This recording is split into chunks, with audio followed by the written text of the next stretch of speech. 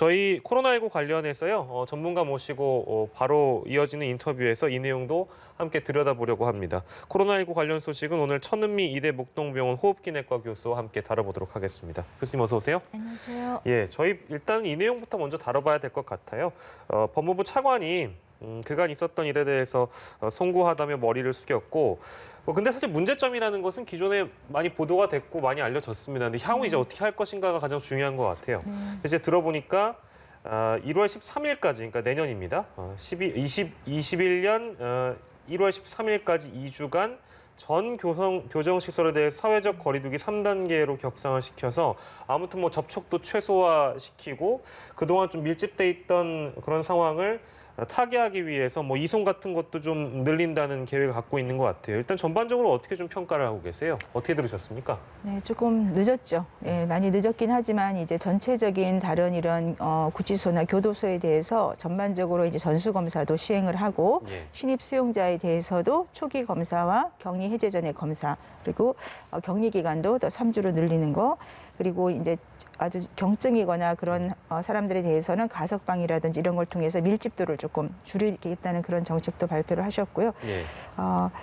지금 비확진 수용자에 대해서도 좀 더 다른 곳으로 이송을 한다든지 그리고 치료가 필요한 이송자들에 대해서는 뭐 국방이라든지 그런 쪽에 어떤 우리가 생활치료 시설을 이용할 수 있는 곳으로 치료를 하겠다 그런 것까지 아마 포함이 됐을 것 같고요. 예. 중요한 건 이제 밀집도를 최소화하겠다. 그리고 전수 검사를 좀 더 철저히 하겠다. 그걸로 요약될 것 같습니다. 네. 늦었다고 좀 평가를 해주셨지만 이 정도 수준의 대책이라면 향후 지금 동부구치소에서의 집단 감염에 대한 대응이 좀 충분하다고 판단을 하십니까?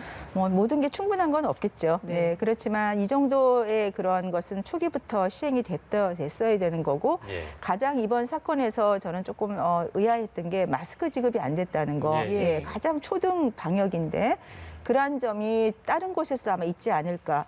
그리고 확진자가 나왔을 때 바로 전수검사가 하지 않았다는 거. 그리고 확진자와 비확진자를 격리를 하지 않았다는 거. 가장 기본적인 방역 수칙이 지켜지지 않은 곳이 이번 동부구치소 사건이 아닌가 생각합니다. 그래서 예. 앞으로 다른 곳에 교정시설뿐 아니라 밀집도가 높은 곳에는 반드시 이런 방역 수칙이 잘 지켜지고 있는지 꼭 확인해야 될 것 같습니다. 예. 추가적으로 이제 전수조사한 내용을 토대로 이제 앞으로 모르겠습니다. 이 전국 교정시설에서 나올 확진자가 더 늘어날 가능성은 여전히 남아있다고 봐야 되겠죠? 그렇습니다. 지금 한 번에 뭐 200명, 300명 네네. 가까이 나오는 거는 N차 감염이 계속되고 있고 잠복기에 있는 분들이 분명히 있을 거고 앞으로도 지금 30%가 넘었지만 50% 가까이는 확진자가 나올 수 있다고 생각합니다. 예, 지금 향후 이제 이 인구 밀도를 낮추기 위해서 이송 계획까지 좀 밝혔는데 이렇게 이송을 할 때 또 그 지역에 있는 지역 감염으로 이어질 수도 있고 또 추가 감염이 나올 수도 있는데 이런 부분을 막을 수 있는 보완책은 지금으로서는 없는 겁니까? 그러니까 이송을 할 때 여러 명이 있는 곳으로 이송을 하면 안 되죠. 혼자서 생활치료시설처럼 격리를 할 수 있는 그런 곳으로 이송을 해야지만 예. 중간에 확진자가 나오더라도 격리가 되고 더 확진자가 감염이 안 될 수 있습니다. 예, 공간이 충분할까라는 좀 걱정도 되긴 하는데 아무튼 오늘 법무부 차관이 발표한 앞으로의 조치 계획에 따라서 이 코로나 교정시설 안에서 벌어지고 있는 이 집단 감염 사태가 좀 마무리가 돼야 될 텐데요. 아무튼 이 상황 좀 지켜보도록 하겠습니다. 저희가 이 내용은 후반부에 어차피 다루려고 했던 내용이긴 한데 지금 발생하고 있는 곳 중에 가장 문제가 되는 곳이 이제 교정시설인 것이고 그리고 요양병원 그리고 최근의 사태를 보면 산후조리원까지 나왔습니다. 어쩔 수 없이 밀폐되어 있고 밀집되어 있고 공간을 어떻게 보면 사람과 사람 사이를 띄울 수 없는 그런 환경에 놓여 있는 곳이잖아요. 우리가 알지 못했던 공간이 또 있을까요? 이런 밀폐된 환경, 밀집된 환경? 네, 그러니까 우리가 외부에서 오신 외국 근로자들 같이 숙식하는 곳 그쪽도 그런 있겠네요. 곳도 굉장히 취약계층이고 싱가포르 같은 경우 굉장히 많이 나왔었죠. 예, 예. 그리고 건설 현장에 근로자들께서 같이 숙식을 하고 보통 많이 계시거든요. 그렇겠네요. 일할 때도 마스크 착용이 안 되거나 같이 그런 곳도 굉장히 취약계층이고 독거노인들이 주로 있는 뭐 고시원이나 예. 그런 곳도 우리가 놓칠 수 있는 곳이죠. 성격은 조금 다르지만 대부분 유사한 환경을 갖고 있는 곳. 맞습니다. 네. 이런 걸 지적해 주셨는데 이런 쪽도 아직은 뭐 이제 큰 사태로 번지진 않았습니다만 모니터링을 할 수 있다면 당국에서 좀 했으면 좋겠다는 조언을 좀 드리고 시작하도록 하겠습니다. 자, 오늘 코로나 신규 확진자 좀 들여다보겠습니다. 967명이고요. 일단 1,000명 아래로 내려왔습니다. 어떻게 평가하세요? 이번에 이제 그 동부구치소에서 이제 4차 전수검사가 아직은 나오지 않았죠. 만일에 네네. 나오면 또 올라갈 수 있는데 그런 사태가 조금 영향을 주는 것 같아요. 한 번에 200명, 300명이 나오면 1,000을 훨씬 넘고 이제 그런 사건이 없이 전체적으로 전국적으로 확진자가 나오면 1,000 아래로 왔다 갔다. 네네. 그 말은 2.5단계가 지금 4주 연속이 가까이 되면서 국민들이 거의 모임을 안 하세요. 네. 그리고 백화점도 굉장히 많이 비어 있거든요. 그러니까 일부 모임을 통한 그런 접촉이 줄었기 때문에 이 정도 유지를 하지만 예. 실제적으로는 지역사회 감염은 줄은 것 같지가 않습니다. 네. 그리고 그 무증상 감염자들 선별 진료소 검사를 보면 어제도 0.28%. 무슨 말이냐면 예. 기본적으로 우리가 지금 무증상 감염률은 줄지를 않고 조금씩 증가를 하고 있어요. 지역사회 감염이 지금 이 상태로는 절대 줄지 않고 그렇기 때문에 지금 요양병원에서 확진자들이 계속 나오고 사망률이 증가하고 있는 그런 상태라고 생각됩니다. 네. 네. 지금 연말연시 방역이 앞으로의 좀 흐름을 가를 굉장히 중요한 시점이라고 판단이 되는데 일단 지금 날씨가 요 며칠 사이 굉장히 좀 추워졌잖아요. 네. 이러다 보면 좀 이 추위가 앞으로의 전파에 영향을 끼치진 않을지 혹은 아무래도 춥다 보니까 외출보다는 거의 다 좀 실내 생활을 많이 하실 텐데 이런 부분도 좀 감염에 영향을 끼치지 않을까 어떻게 보시는지요? 네, 당연히 영향을 많이 끼칩니다. 이 바이러스는 온도가 낮을수록 건조할수록 생존력이나 활동력이 많이 증가하거든요. 네. 여름에 비해서 보통 이런 그 물체 접촉 생존 기간이 서너 배가 올라가요. 그렇기 때문에 그 문제, 그다음에 밀집도가 높아지죠. 추우니까 다 실내이고 환기를 안 하기 때문에 두 네. 가지 원인으로 인해서 겨울에 당연히 이 확산세가 증가될 수밖에 없고 또 변이 바이러스까지만 국내에 이미 들어와 있다면 앞으로도 분명히 들어오겠죠. 예. 그렇다면 이 삼중고에 의해서 확산세가 당분간은 꺾이지 않을 것 같습니다. 예, 알겠습니다. 일단은 지금 연말연시 특별방역대책 시행 기간이 1월 3일까지고 이번 주말에 거리두기 단계 조정을 다시 발표를 하게 될 텐데 뭐 3단계 격상 얘기는 사실 우리가 가보지 않은 길이고 그 얘기만 참 많이 했지 네. 기준이 이미 충족된 상태에서 지금 제가 교수님께 3단계 갈까요? 물어보는 것도 너무 여러 차례 여쭤봐서 그러면 다시 한번 좀 여쭤보겠습니다. 어쨌든 단계 조정을 앞두고 있기 때문에 어떤 조치가 내려질 거라고 좀 예상을 하시는지요? 아마 이번 주까지 계속 이렇게 1,000을 왔다 갔다 하면 일시적으로라도 좀 고려를 하지 않을까 생각됩니다. 더 이상 여기서 핀셋 방역을 할 곳은 없거든요. 그러면 확진자를 줄이기 위해서는 우리가 일반 사회생활하는 분들이 접촉을 안 해야 되거든요. 예. 그렇기 위해서는 이제 재택근무라든지 이런 걸 최대한 할 수 있는 상태가 돼야 되고 예. 3단계로 만일을 올리지 않는다면 저는 재택근무라도 그러니까 할 수 있는 회사에 한해선 재택근무를 권고를 해서 예. 그 사회생활 공간에 접촉 감염을 줄이면 어느 정도 효과는 있을 수 있다고 생각합니다. 네. 네, 저희가 이렇게 좀 현황을 교수님들이나 전문가분들 때 좀 여쭤볼 때 항상 말씀하셨던 부분이 이 감염 재생산 지수거든요. 이 감염 재생산 지수가 며칠 사이에 좀 많이 떨어졌더라고요. 1.1 정도라고 하는데 이 부분이면 크게 확산이나 감소라기보다는 좀 정체 구간에 있다 이렇게 봐도 되는 겁니까? 1.1이면 정체에서 약간씩 증가하는 네. 상태죠.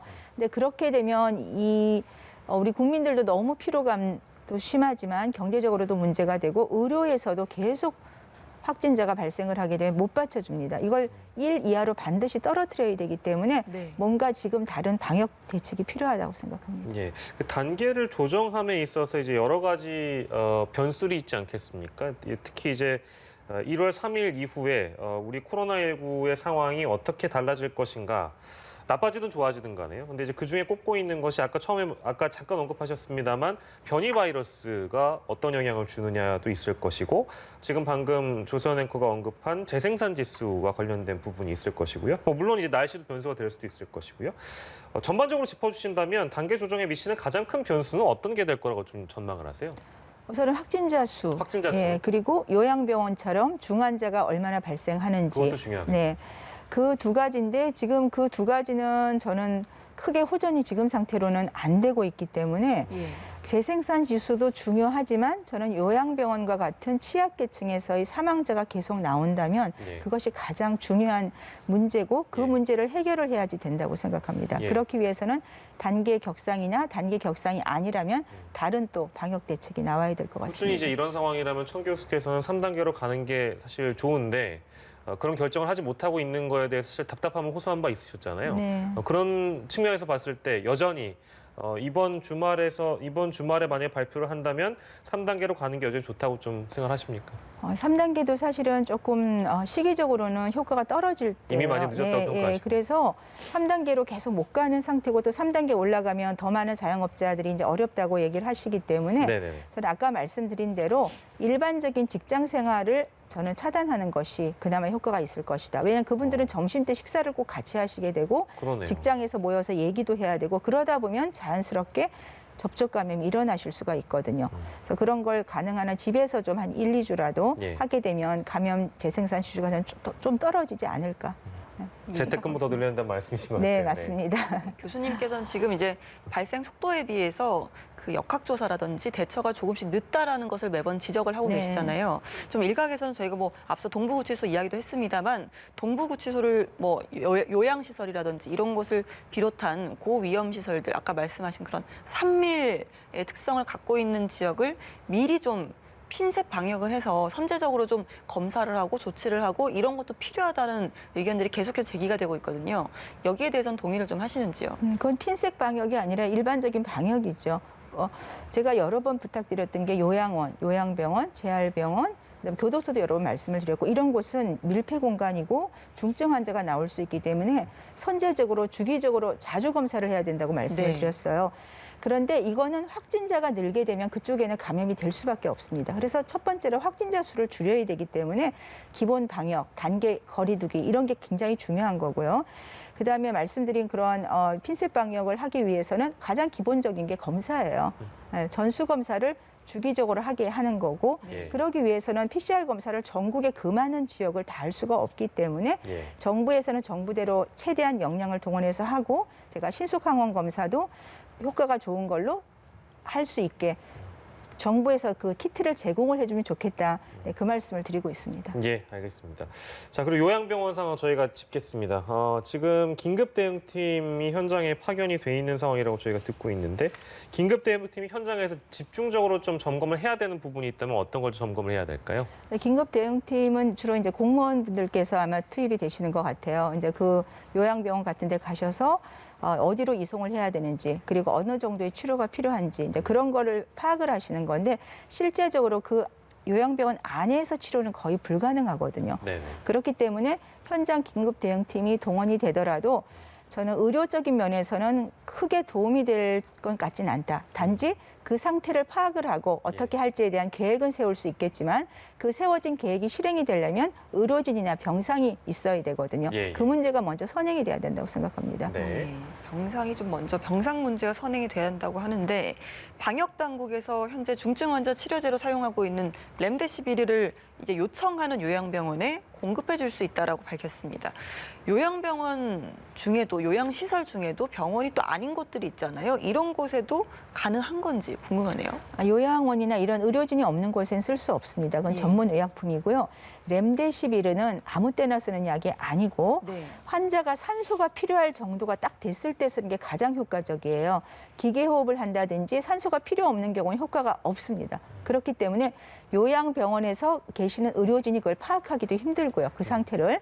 그리고 그 정도 산소가 필요한 사람이면 반드시 이송을 해야지 거기서 렘데시비르를 쓴다고 상태가 호전되는 게 아니고요. 예. 환자의 특징에 따라서 단계에 따라서 약을 쓰는 거고 치료약이 렘데시비르뿐 아니라 우리가 스테로이드도 써야 되고 수액도 써야 되고 여러 가지 약제를 그 상태에 따라 쓰는 거라 저는 그 의견은 임상적 의사로서 거의 효과가 없다고 생각합니다. 네, 요양병원 자체가 그 안에서 뭐 일정 부분 그 치료의 기능을 하기도 하지만 지금 이런 감염병 사태에서는 그 안에 계신 확진자 분들을 돌볼 수 있는 여건이 전혀 안 된다라는. 맞습니다. 네. 요양병원에 계신 분들이 폐렴이 생기면 대부분 다 대학병원으로 이송을 오세요. 네네네. 기본적인 항생제 치료도 거기 약이 없는 경우도 많고 그 많은 환자를 적은 의료진이 치료를 할 수가 없고 네. 폐렴이나 이런 기본적인 호흡기 질환이나 감염병 질환은 그 전문가한테 전원을 하게 돼 있어요. 그래서 요양병원 내에서 렘데시비르 같은 특수 약품을 쓴다는 건 저는 거의 임상적으로 의미가 없다고 생각합니다. 의미가 없다는 말씀이죠. 네. 그런 측면에서 동일 집단 격리에 대한 고민을 우리가 다시 한번 해봐야 되는 것인데요. 그러니까 요양병원이 지금 집단 감염이 발생한 곳이 코호트 격리된 곳, 제가 지금 언급한 동일 집단 격리된 곳이 적지 않습니다. 이제 그 안에서 벌어지고 있는 상황들이 굉장히 어렵기 때문에 보도를 통해 많이 접하셨을 텐데요. 이 시청자 여러분들께서도 치료 시설도 없는데 그 안에 이제 확진자들을 가둬놓으면 거기 이제 주로 계신 분들이 고령층, 기저질환자이기 때문에 이거 위험하다 이런 지적이에요. 그러니까 결국엔 코호트 격리의 기준 자체를 바꿔야 되는 거 아니냐 뭐 이런 지적인데 어떻게 좀 생각하세요? 네, 코호트 격리는 의료진 입장이 절대 해서는 안 되는 거라고 생각합니다. 코호트는 정말 할 수 없을 때 하는 거지 외부 차단을 감염 차단을 하기 위해 하는 거고 지금은 요양병원에서 만일에 감염이 되면 전부 다 코호트를 시키다 보니까 N차 감염으로 확진자가 계속 감염이 되고 네. 이 코로나19는 딱 증상이 발현한 일주일이 되면요. 폐혈증이나 급성 호흡부전이 오는 걸로 되어 있습니다. 네. 그 일주일이라는 시기가 굉장히 중요한 시기고 전수검사를 매주 하지 않기 때문에 분명히 그 확진 상태에서 이미 폐렴이 심하게 와서 호흡부전 상태에서 발견되면 하루 이틀 사이에 사망을 하시죠. 네. 그래서 진단을 빨리 해야 되고 진단이 되는 순간 바로 이송을 해야 되는 게 맞고요. 예. 또 하나 아이러니한 거는 뭐냐 의료진이나 비감염자가 계속 확산이 되지만 그 안에는 대부분이 뇌졸중 그리고 뭐 치매 환자 이런 분들이 거동을 못 하세요. 그러다 보니까 비확진자인데 더 많이 사망을 하세요. 코로나19 환자를 치료하다 보니까 거기에 위치 변경, 욕창이 생기면 위치 변경을 해주지 않으면 거기 폐혈증이 오거든요. 예, 예. 위치 변경도 못 해주시고 그다음에 대부분 입으로 식사를 못 하셔서 이제 코로 통해서 예, 예. 식사를 하시는데 그거를 제대로 못 해주고 이런 여러 가지를 못하니까 비코로나 환자가 예. 사망률이 지금 더 높다는 그런 문제가 지금 발생을 합니다. 심각한 문제네요. 심각합니다. 그래서 이 요양병원이 딱 확진이 되면 무조건 분리를 해주셔야 돼요. 네. 병원을 제가 아까 병상이 중요하다고 말씀드린 게 예, 예. 병상으로 이송이 돼야지 그 안에서 치료를 한다는 거는 불가능하다는 걸 제가 여러 번 말씀을 드리고 싶고 예. 거기서 폐렴이 생기면 전부 대학병원에 오기 때문에 제가 환자를 많이 보거든요. 그런 예. 요양병원 환자들은 단순 폐렴뿐 아니라 뇌졸중, 치매, 심장질환, 욕창이 종합적으로 치료를 해야 되는 환자들이기 때문에 예. 절대 그 안에서 치료는 불가능합니다. 네, 좀 그렇기 때문에 이제 여러 어려움들을 요양병원 지금 코호트 격리가 이루어지고 있는 요양병원 측에서 그걸 어려움들을 많이 호소를 하시는 것 같아요. 이 얘기는 이 정도로만 하고 영국발 변이 바이러스 얘기를 좀 짚어보도록 하겠습니다. 근데 지금까지 확인된 게 5명인데요. 아직 지역사회로 이제 그러니까 예를 들면 우리가 흔히 얘기하는 1차 감염도 아직은 확인된 게 없는 거죠? 그렇습니다. 이제 변이 바이러스가 유행을 하니까 이제 정부에서 확인을 해서 5명 지금 나왔지만 아마 그 한 달 이전에 영국이라든지 유럽, 미주발에서 들어온 감염자가 저는 있을 수 있다고 분명히 생각을 하기 때문에 정부 당국에서 필요하다면 한 달 정도를 후양적으로 유전자 검사를 좀 해보는 것이 예. 필요할 것 같습니다. 네네. 네. 방역 당국에서 이제 변이 바이러스가 이제 언젠가 좀 전 세계 코로나19 유행을 좀 주도할 것이다라고 내다보고 있습니다. 지금부터 우리가 좀 더욱더 신경 써야 될 부분이 따로 있을까요? 지금 4월, 5월에 이태원 때 이제 바이러스가 한번 바뀌면서 그게 전 세계적으로 유행을 하기 시작해요. 지금 바이러스죠. 그런데 이 바이러스가 70% 이상 감염력이 높다는 거는 다른 바이러스보다 훨씬 많이 전염을 시키니까 당연히 유행을 주도할 수가 있다고 생각합니다. 네. 지금 시점에서 들어오는 입국을 최대한 막는 게 제일 좋겠죠. 네. 가능하면 일본처럼 다 막으면 안 들어오겠지만 네, 네. 그거는 지금 아니기 때문에 예. 들어올 때 PCR 검사, 미국처럼 음성 확인서가 꼭 필요할 것 같고요. 들어오는 순간 저는 격리를 시키는 게 아니라 공항에서 PCR 검사를 꼭 했으면 좋겠습니다. 네. 네, 지금 네, 네. 당국에서 역량이 되실 것 같아요. 많이 입국을 안 하시기 때문에. 예. 그럼 그 자리에서 공항에서 검역으로 여러 명 확인을 할 수가 있고 예. 그리고 격리 해제 전에 한 번 더 PCR 검사. 예. 그 3중으로 하는 것이 좀 도움이 되지 않을까 생각합니다. 네. 그 중에는 이제 말씀하신 부분 중에는 영국에서 어딘가를 경유해서 오는 분들도 다 검사를 맞습니다. 네. 해야지 이게 확인이 되는 거겠죠. 되죠. 네. 네, 알겠습니다. 이제 그런 지적들을 해주셨고 저희가 백신 얘기를 좀 마지막으로 해보도록 하겠습니다. 지금 아스트라제네카가 세계에서 가장 먼저 지금 영국에서 승인을 받았어요. 근데 현재 언론이 영국 정부가 이르면 내년 1월 4일부터 아스트라제네카 백신 보급에 들어갈 계획이다 이렇게 보도를 했거든요. 근데 유럽연합에는 긴급 사용 승인을 신청하지 않았다. 이건 왜 그렇다고 봐야 되는 건가요? 지금 아스트라제네카가 마지막 임상 발표를 12월 초에 했는데 그 이후에는 더 최종 임상 결과가 발표가 된 게 없습니다. 예. 그러다 보니까 유럽과 미국에는 지금 승인 신청서를 안 냈거든요. 네. 네, 아마 그 신청서가 없으면 검토를 할 수가 없기 때문에 승인을 네. 할 수가 없죠. 그래서 아. 좀 더 정확한 아마 아스트라제네카 측에서 그런 자료나 그런 네. 걸 좀 제시를 해야 될 것 같습니다. 예, 혹시 근데 이런 상황이라는 게 우리 이 아스트라제네카 수급에 있어서 문제가 생긴다거나 이런 건 아닌 것이죠? 만일에 우리나라에 만일에 이 어떤 자료를 제출을 했을 때 네네. 우리가 검토를 해서 뭐 정확하게 이 백신이 안정성, 유효성이 좋다고 하면 승인을 할 수가 있지만 네. 유럽이나 미국에서 지금 아직 그런 검토가 안 된 단계이기 때문에 예. 정부로서도 조금 고려를 해야 될 것 같습니다. 그 부분도요? 네. 한 네. 가지만 더 여쭤볼까요? 네. 미국에서 이제 간호사가 화이자 백신을 접종을 하고 나서 양성 판정을 받은 사례가 나왔습니다. 일단은 뭐 잠복기 때 이제 백신을 접종한 것이 아니냐 이런 쪽에 좀 의견이 모아지는 것 같은데 잠복기 같은 경우는 백신을 맞아도 이게 예방이 안 되고 결국은 바이러스가 번식할 수 있는 겁니까? 이분이 보니까 조금 운이 없었던 게 아닌가 생각이 들어요. 그러니까 네네. 바이러스가 이미 감염이 된 상태에서 백신을 맞았을 수도 있고 예, 예. 백신을 맞고 나서 감염이 된 게 잠복기였던 거죠. 예. 그렇게 되면 사실 2주 정도는 지나야 최소한 이게 백신이 어느 정도 유효성이 있고 1회를 맞고 나면 50% 정도 된다고 하거든요. 그러니까 이분은 아마 그런 상태였던 것 같고 그래도 저는 개인적으로 아마 맞았기 때문에 예. 조금 더 약효가 있어서 예. 병을 좀 경증으로 앓지 않을까 생각합니다. 예, 알겠습니다. 미국 얘기 저희 마지막으로 하나만 더 할 텐데 미국 정가에서는 지금 이제 유명 인사들이 백신을 국민들에게 신뢰를 주기 위해서 백신을 맞는 장면을 보여주기도 하잖아요. 근데 이제 그 중에는 트럼프 대통령도 백신 맞아야 된다라고 주장하는 사람들이 있는 모양이에요. 근데 우리가 돌려보면 이미 코로나에 걸렸었잖아요. 근데 백신을 다시 맞으라고 하는 거는 뭐 때문에 그런 겁니까?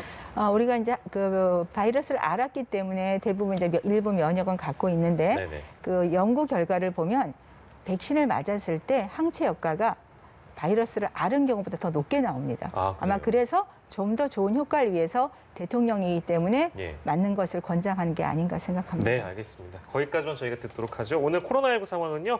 천은미 이대목동병원 호흡기내과 교수와 함께 짚어봤습니다. 교수님 고맙습니다. 고맙습니다. 감사합니다.